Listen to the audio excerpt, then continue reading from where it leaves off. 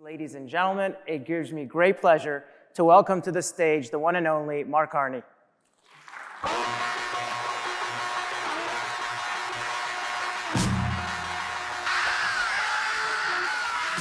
Hey, Mo. Thank you. Great to see you. Wow. Okay, thank you for joining us. Thanks for having me. Okay, so I'd like to just kick it off with a little bit of an obvious question, okay?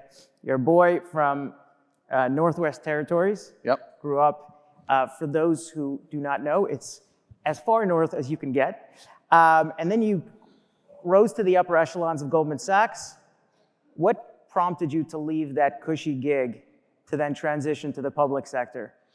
That's a great question. I guess, I have spent, one's career is, you can always rationalize it much better looking backwards. And if I were to describe my career as a whole, I've spent the whole time in and around markets and the interface between markets and the public sector, sometimes on the public sector, sometimes on the private sector. And so when I worked at Goldman, one of the things that I did for most of the time was to work with countries as they were coming into the global capital markets. Remember, I started at Goldman just before the fall of the Berlin Wall in London. We advised, for example, the South African government as it shifted over from, the ANC came in and it went on from there. So I was working there and, I got back to Canada and the Bank of Canada, the central bank, had a position for deputy governor, and on the international side, David Dodge, who was running it, the Canadians in the audience will know of David, approached me on it, and I thought, you know what, why not? Yeah. Why not? And I will say that what impressed me at the time, I was still working at Goldman, and I went into Scott Kapnick, who some of you will know, runs HPS, a big private credit firm, and said, I'm going to leave. And he said, oh, you're going to Morgan Stanley, et cetera, don't do that. And I said, no, I'm Bank of Canada, Central Bank. And he's like, no, absolutely, do it. You get these opportunities, take it, make the most of it, and then you can always come back to the private sector. And it took me 20 years, but I'm back in the private sector. So before we get to that transition, just when you, obviously when you were at the Bank of Canada and at the Bank of England, I mean, you've navigated some pretty tumultuous times, 2008, Brexit, European credit crisis, and so on and so forth. So when you're looking at today's macro environment and some of the obviously interest rate uncertainty, geopolitical instability, like what lessons from past crises would you apply to today's challenges, and what may we still be missing?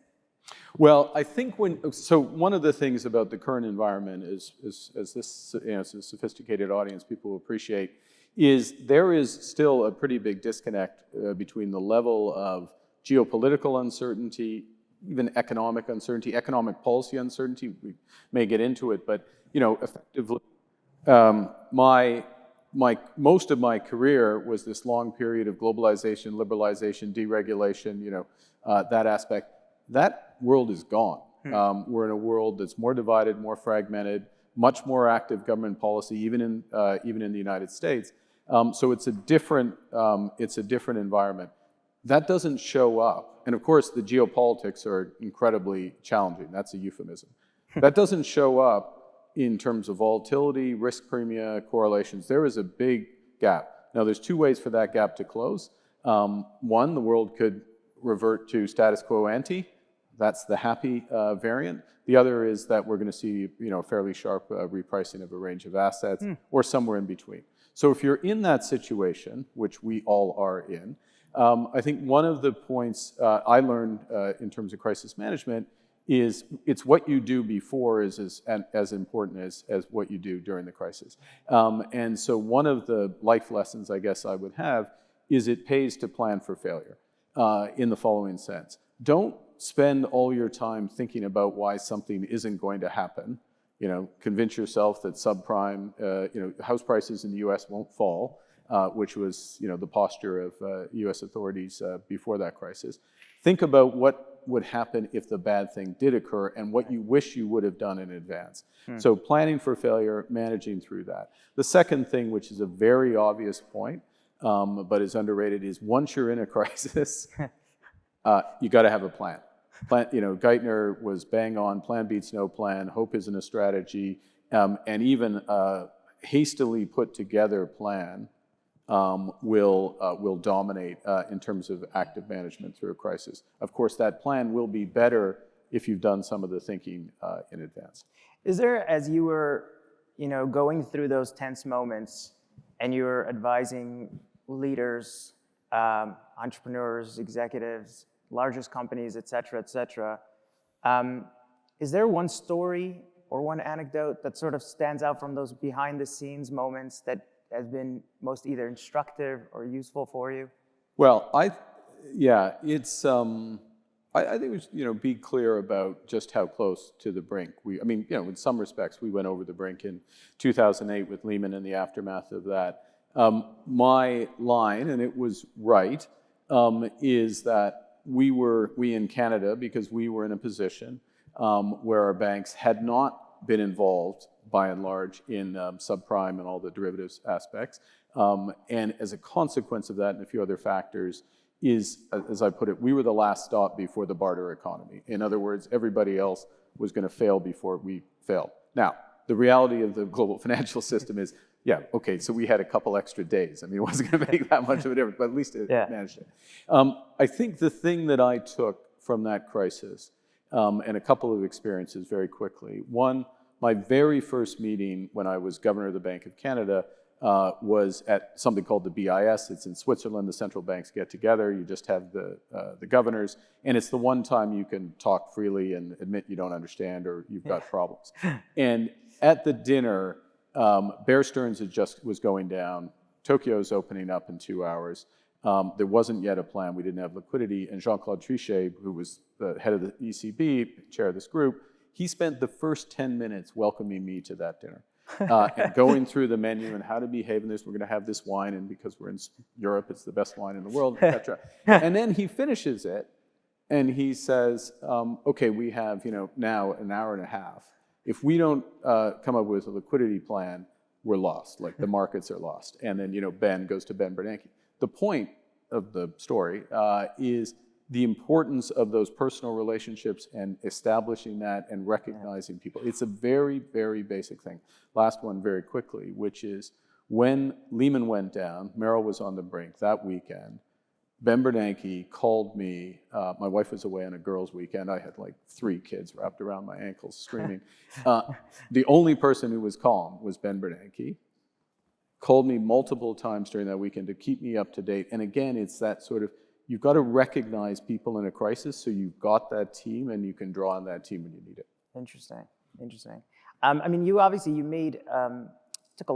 You yourself initiated a lot of policies during that period, both with the Bank of England and the Bank of Canada. Maybe you could talk a little bit about why you've prioritized the policies that you've prioritized, and why did you decide to focus on the things you focused on? Well, I sort of distinguish a couple. One is with respect to the aftermath of the financial crisis, one of the basic things that we've tried to do, and it's worked up to a point, it's largely worked, but it's not fully been tested, was to, again, coming back to plan for failure. So assume that one of these large complex banks is going to fail, and policymakers had very few options when RBS, for example, failed in the UK. They basically had to rescue it. So to be able to bail in creditors and others in a very efficient way. And you saw that. It wasn't perfect with Credit Suisse, but it, by and large, did work with Credit Suisse. So the first thing was to try to bring the core of the market into the core of the financial system, because everyone here knows in the core businesses, like if you're running retail, you're running a tech company, it doesn't matter what it is, you're a farmer. If your business fails, okay, see you later. Good luck, and we'll wrap it up. Except in finance, that doesn't hold at the core. Well, you have to bring that more and more to the core. So that was a key element of it. And then I think the second was, I won't go on about this, but a host of changes to the derivative market, which have stood the test of time, because let's face it, since the financial crisis, we have had 3 or 4 major shocks. And what hasn't happened is that the core of the financial system has amplified it. Lots of other things need to be fixed. But that was the core of the priority. So as much as possible, kind of pro-market reforms change the way the system works so that those who make some mistakes or for whatever reason pay the price. Okay, so just going back to the arc of your story, you start at Goldman, you leave the private sector for the public sector, a bank, a governor of 2 banks, Yeah. and then you come back to the private sector, now as chairman of Bloomberg and Brookfield. Yeah. Why? Why? Well, we'll start with Brookfield. So I came out in the middle of COVID, or I came out at the start of COVID. I thought it was the middle of COVID. It didn't turn out to be. And I had been working on, because I was governor of the Bank of England and we oversee Lloyd's of London, the reinsurer, plus all the major property insurers. If you do that, you're much more aware of climate change, climate risk. Right. And so I had a view at the time that an emerging asset class was going to be around the transition. So obviously investing in clean energy, but also investing in companies that have emissions, whether they're in the auto sector or steel sector, whatever, but are working to get them down. And that was a place to deploy a lot of capital with good infrastructure type returns, and with valuation upside, because eventually being lower carbon would become a valuation metric. And I knew a lot of people in finance just by dint of my previous roles. And Brookfield was the one who, apart from their own skills, which is very much as a developer, operator, major, probably the largest, certainly largest investor in renewable. And largest infrastructure investor in the world, but they were the ones who got it from the start. Right. Like, you're absolutely right. We can develop this. We're going to build out this asset class, which is what we did. And last point, a lot of this, life goes down to people. I've known Bruce Flatt, the CEO, for over a quarter century. He's been the CEO for over a quarter century, and he's still, still my age. I guess that makes sense. If he was my age 25 years ago, he'd still be my age. And he's just the most low-key, value-driven, hardworking, nice individual. And you want to be around people you respect. Yeah, I mean, you've spoken about this idea of a social contract between capital and society, and a lot of that has manifested itself in ESG and impact investments. Do you believe, again, for families and family offices and private investors who even want to create a positive social impact, do you believe that it's still truly possible to do that without compromising returns? Or is it inevitably concessionary? Well, it depends. And I'm not dodging the question. It depends on where you think society is going to go. So let's take the example I started on, which is around climate and transition. Mm-hmm. So if we go back 4 or 5 years ago, you had 20% of countries who committed to net zero. You had 50 companies. You had maybe 10 trillion maximum of assets globally that was related to that maximum. Mm-hmm. Today, you've got 160 countries, 90% of global emissions, over 10,000 major companies, and 700 financial institutions controlling 165 trillion of balance sheet, 165 trillion of balance sheet, mm-hmm. 45% of global financial assets that have now oriented that. I go back 5 years ago, investment in clean energy, wind, solar, et cetera, is about half the run rate of investment in conventional. Now that ratio is totally flipped, and one line's going like this and the other line's going like that. So that thesis about impact and investing in reducing carbon, that is it's a way to deploy a huge amount of capital. It's huge value creation, and it's you're getting both. But to be absolutely clear, and I'm going to get to the tougher bit in a second, because this is the easy bit. To be absolutely clear, our approach always has been, Brookfield's, has been to we've got to earn the returns for our investors, looking to have that impact and diligently reporting on that impact. We're not going to sacrifice the first for the second. Now, there are certain issues where there will be a trade-off. I'll give an example related to climate, but not decarbonization, which is around nature and biodiversity, right. And paying greater attention to being, quote, nature positive. You can there's probably, there is at this point, I think on average, you're making a trade-off and making that determination. And you could have two motivations for this, and I'll stop. One is that's your values as a family. That's, you want to do that, and there's good logic to that. And secondly, you may take a view that over time, that's where society is going to go. Yeah. And then eventually, and timing's everything, but eventually you're going to start to see that return. So maybe this concept of sort of net zero by 2050, it's, even the biggest advocates of it, like I think Al Gore was the one who said that he was a little bit more skeptical that it could be achieved. And I'm wondering, like, again, what are the things that stand in the way? That's number one. And number two is it would seem that the reduction in carbons, the reduction is proving to be more challenging because the world needs all sorts of energies and more of them.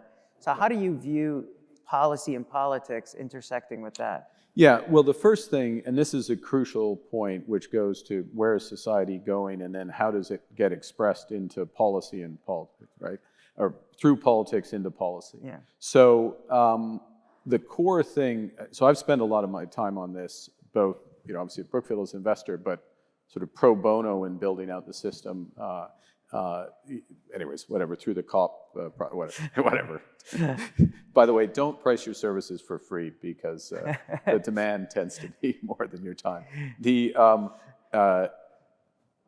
core issue is that finance is a catalyst. So finance, and catalysts, I know enough chemistry, catalysts work if you have the underlying components, right? Then they accelerate things. And the underlying components are policy, and then of course entrepreneurs and the innovation of the private sector. So if you don't have policy that's credible and is ramping up over time, then it's not going to be effective. But if you have any of that credibility, then finance pulls it forward. And that's part of what we've seen with the surge in renewable and clean energy investment has helped to drive it. So are we going to get to where we need to get to? Look, it's going to be very tough. We left this exceptionally late. It is also, though, true that you can't stabilize the climate at any temperature, without getting to net zero at some point. So, do I think we're going to get to net zero? Yes. Do I think we're going to get there in a pathway that's consistent with 1.5 degrees? Right. That's really tough. But would I, given the broad direction of travel, given the scale of investment, capital deployment, I think it's a pretty straightforward calculation. If funding, which is now increasingly available, or capital, which is now increasingly available, is the second step, and policy is the first. Yeah. Does that mean that you may be seeing a path back to the public sector? Well, policy? I do spend some time advising on what, again, pro bono, but advising on the types of policies that are going to have maximum impacts for investors. So I'll give you an example, which is one of the issues. It's not the biggest issue. It's like 2% of global emissions. You wouldn't know it from the headlines, but 2% of global emissions is for air travel, emissions from air travel. Now, so the question is, are we going to have green, sustainable aviation fuel? What's happened in the UK, the EU, is they've said to major airlines, look, if you're flying in and out of Heathrow or wherever, you have to have 10% of your load has to be sustainable aviation fuel by, I think it's 2030. Consequence of that policy has been to convert some entrepreneurs in Texas, in this case, a company called Infineon, to become economic. Because all of a sudden American Airlines, British Airways need to buy that fuel. They'll pay a green premium. You've got an offtake, that's high credit quality. And so in that case, we Brookfield put $1 billion to work there, and it's a fantastic opportunity. The point being, without the policy, the policy has to drive it and drive things down. So yeah, I'm dodging your question. I know, I know you're dodging. And look at the time. I look at the time. 20 minutes left. We have all the time to come back to this. No, but I get it. So just let's come back to your role at Brookfield, and one of the largest alternative asset managers in the world.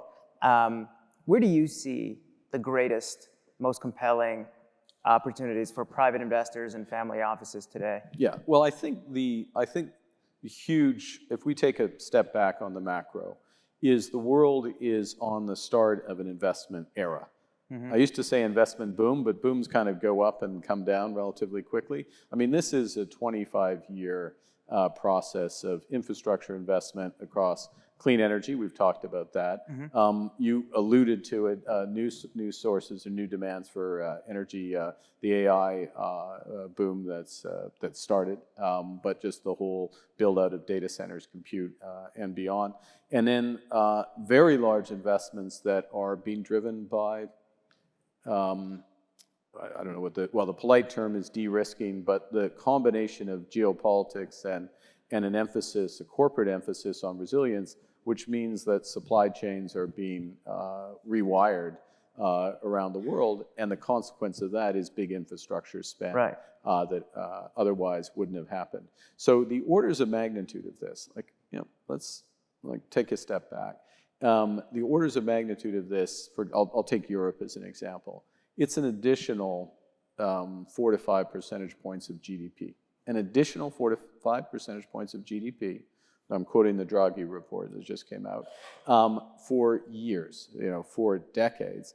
That is twice the size, for the historians in the room, twice the size of the Marshall Plan, which was the post-World War II reconstruction of Europe, which sent over 1.5. This is just on infrastructure space. That's the infrastructure spend for decarbonization, the AI build-out, and the onshoring of a bunch of manufacturing, including, importantly in chips and others, plus being Europe, the catch-up on some of the defense spend that they need to do.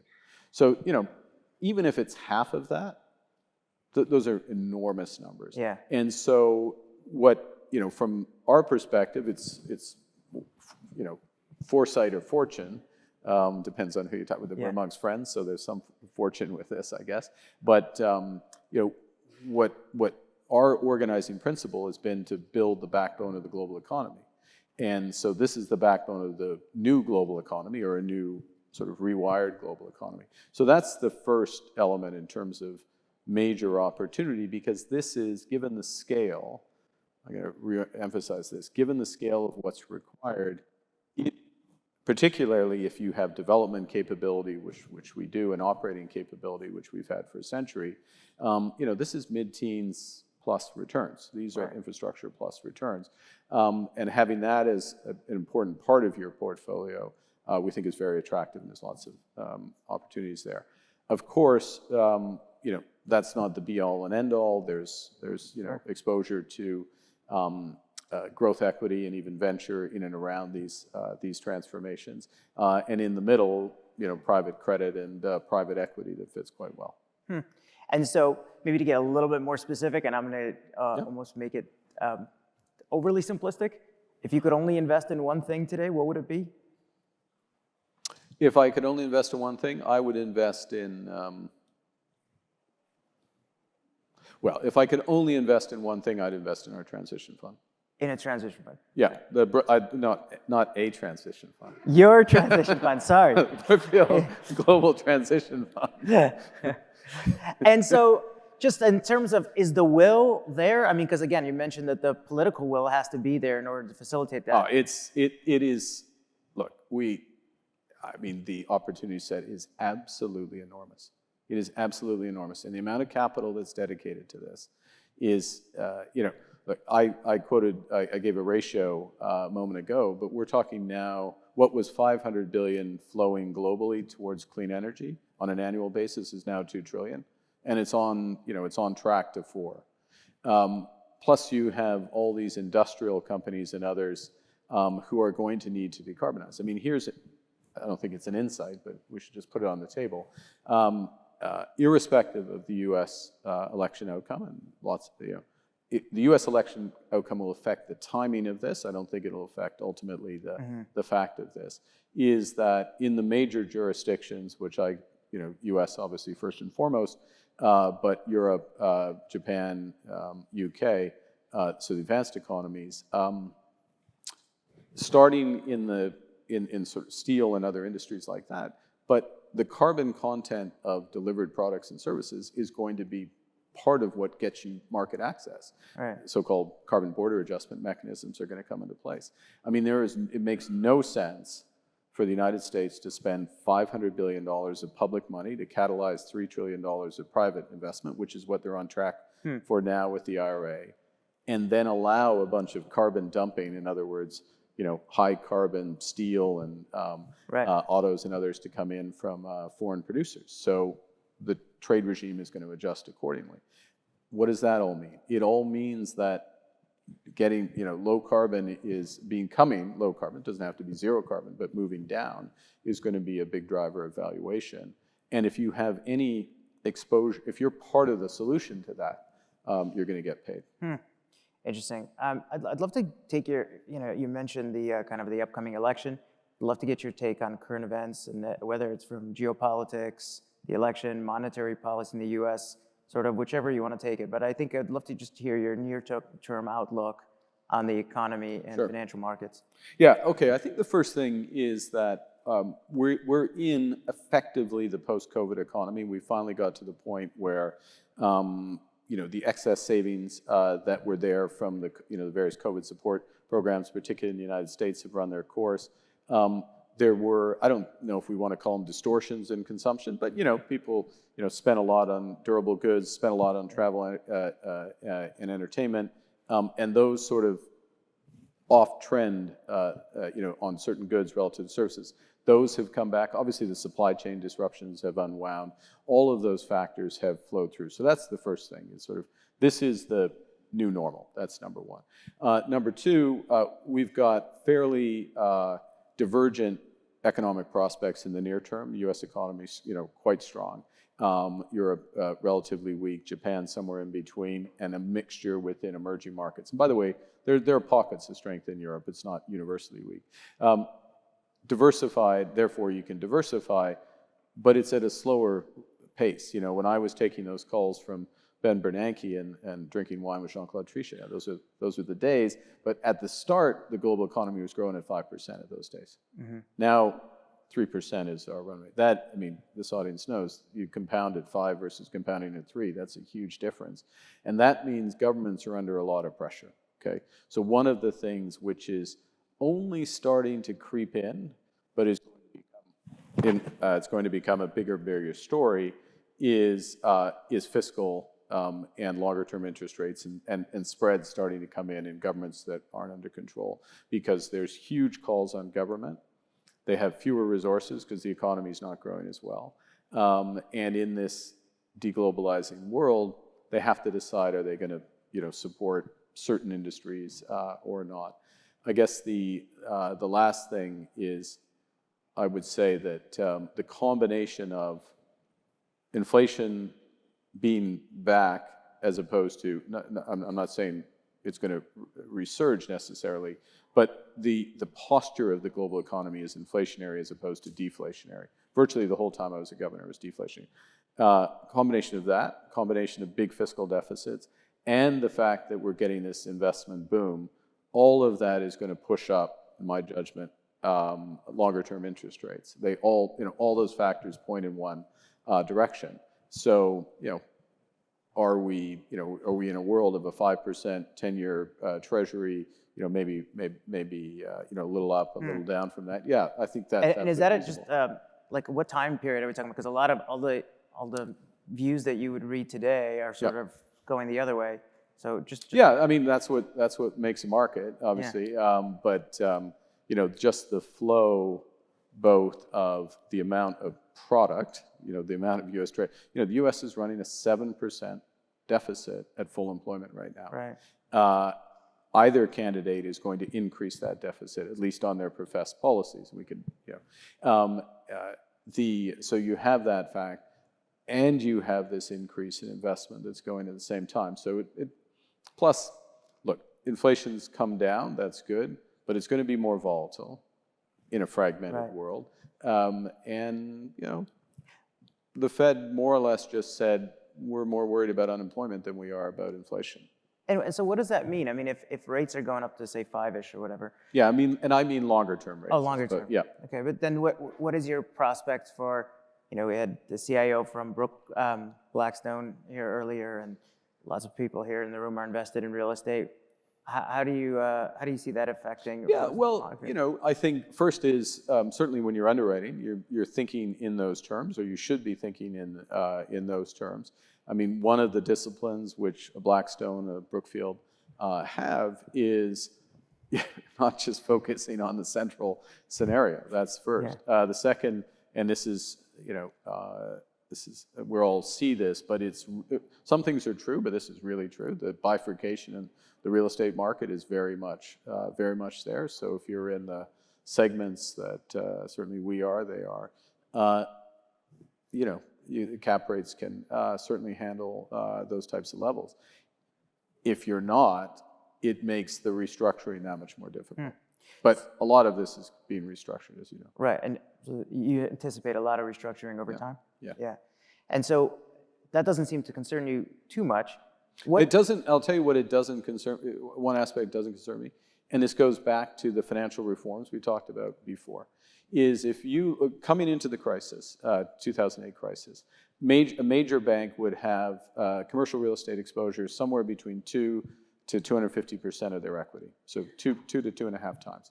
Now their exposure, a major bank, would be a third of their equity.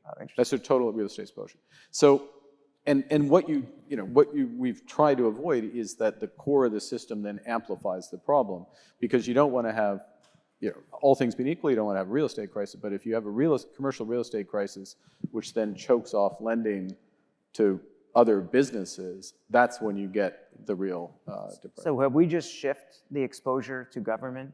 We've shifted the exposure to the capital markets, actually. Capital markets? Yeah. And so make sure you choose your CDO manager appropriately. Yeah. Okay. Yeah.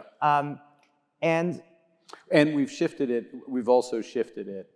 So a lot of this exposure, just to be clear, would reside on insurance company balance sheets and others that have the duration that matches better the exposure. In other words, they're not they haven't funded short and long. So. Got it. So what are you most concerned about today? What is keeping you up at night? What concerns two of the things we've touched on. One, there's this disconnect between how risky the world is and what's priced. There's lots of good in the world. Don't get me wrong, but that's a pretty big delta.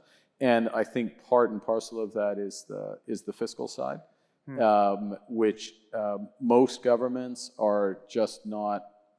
Look, if we had COVID.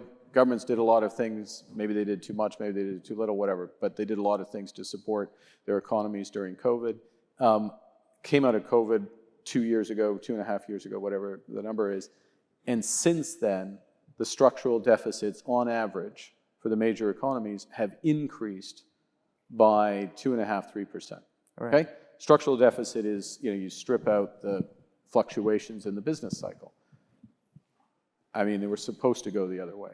So the politics, the posture is exactly the wrong way for what's coming in a world where the central bank is not the buyer of last resort. In fact, it's the seller of first resort right now with quantitative tightening. And there's a lot of other demands on that capital for that.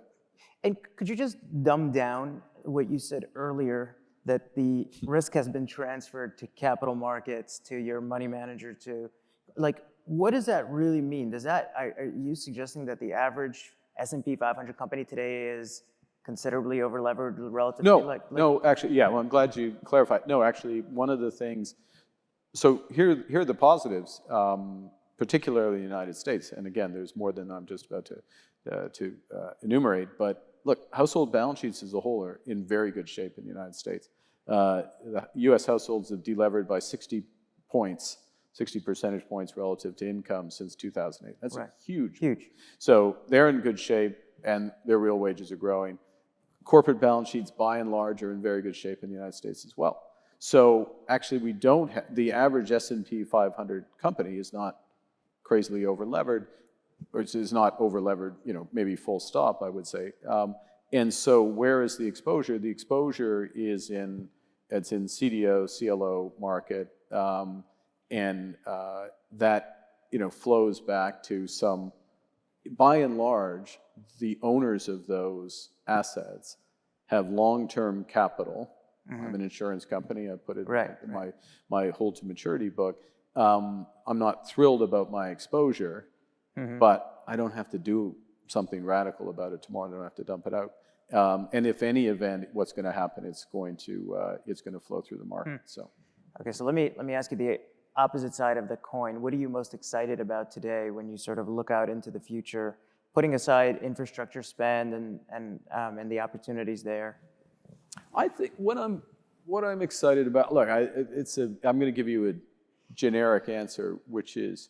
What keeps you optimistic? What keeps me optimistic? Look, I think the resilience and the innovation in the economy just it never ceases to surprise. And I'll give you. I mean, that seems like an odd thing to say. I can tell you. I'll give 2 points on this. One is, it's going to cost that increase in spend for the clean energy transition. It's another $2-3 trillion a year for 25 years. I don't know how, but if something's going to cost an extra $3 trillion, a bunch of people are going to figure out how to make it cost too, right? Like the amount of money on the table is huge, so that innovation's there. Right. And then the second is, someone said to me the other day, he was president of Finland, for what it's worth, a guy named Alexander Stubb, smart guy, president of Finland, and he says, look, as humans, we always over-rationalize the past. I can explain exactly what happened with the financial crisis. It's all very clear. It didn't feel quite like that at the time. We over-dramatize the present. And yes, we have big problems right now, but people had big problems in the past. And we underestimate the future. We underestimate the future. And that's what keeps me optimistic. And I could then drill down on the life sciences revolution, protein folding, AI aspects, a bunch of stuff in clean tech that's more specific manifestation. But, That's a fascinating framework to adopt. We had just had Melody Hobson on stage, and she had this remarkable answer when I asked her about legacy. It was actually half still thinking about it, but you've had this extraordinary career across central banking and financial stability, and now sustainable finance and all these things, and the thing that you don't want to talk to me about. So when you think about a legacy, and when you think about what legacy means to you, love to hear your thoughts, and if you have a broader applicability or advice for others who are thinking about the topic. I think I'll say a couple of things. One on Shimon Peres. I heard him say once that a young person is someone whose dreams are bigger than their accomplishments, right? Yeah. Which for him, it was true right up, until he passed. And, that's not a bad framework. It's not a legacy, but it's just sort of the other side of it. Second is that, I'll tell you a quick story. So my last, month as governor, Bank of England, they have a thing at the start of the year where you show up at, there's a church in the city of London, and the Lord Mayor comes, all the, grandees, if you will, come there. And the guy gets up, the Reverend, guy, I think, should show him some respect. It was his house. So he gets up and he says, we have the 683rd Lord Mayor here. We have the 120th Governor of the Bank of England. We have this guy, that guy. But can anyone remember, how many governors and how many Lord Mayors can anyone remember? And he said, this church has been here since 16-something. Wow. There are 25, and I can only get to 5 of my predecessors, and only if I cheat, basically. And his point was that it was a longer thing, but the core of his point was about legacy and the legacy you leave, and the biggest element of it was basically how you live your life. And if you live your life with a longer-term perspective, part of what you're leaving is the traditions and the way you act, because what happens is the individuals around you, your family, your friends, people you work with very much, they pick up those values. They see those values demonstrated. Yeah. They emulate them.